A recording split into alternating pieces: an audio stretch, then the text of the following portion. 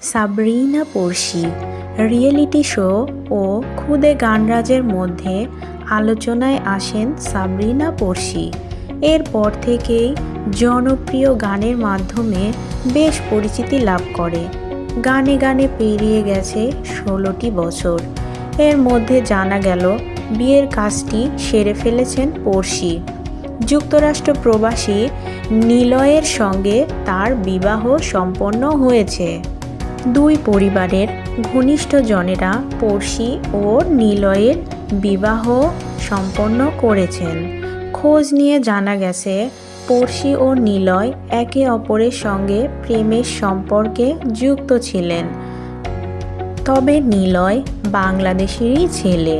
2008 সালে খুদে গানরাজ প্রতিযোগিতায় একই সাথে তারা গান গায়।